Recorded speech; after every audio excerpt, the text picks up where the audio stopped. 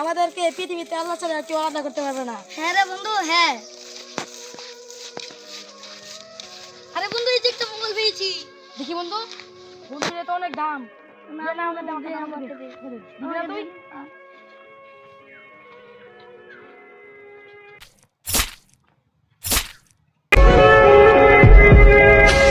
তুই হা হা, এই মোবাইল বেচে আমি বাইক কিনবো, বাড়ি গাড়ি খেলবো।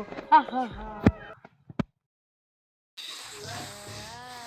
তুই আমাকে মোবাইলের জন্য মেরে ফেলেছিস। তুই আমাকে মোবাইলের জন্য মেরে ফেলেছিস।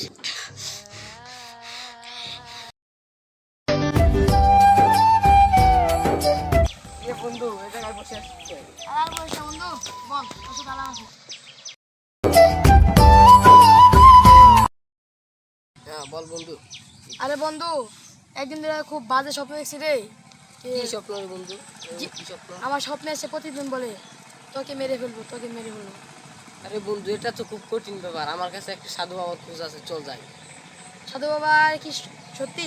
সত্যি কালো সাধু বাবা অনেক ভালো, সে অনেক কাজ করে। আমি শুনছি নাকি সে জিন করে আটকাতে পারবে। কি বলি অনেক বন্ধু? ভালো। চল বন্ধু যাই, তোর উপকারে আসবে। কোনো টাকা পয়সা লাগবে না? কিছুই লাগবে না, চল বন্ধু যাই। চল।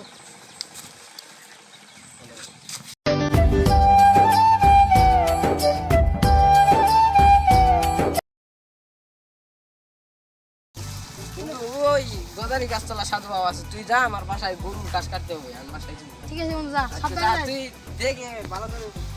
বন্ধু সাবধানে যাস। আচ্ছা বন্ধু, থাক।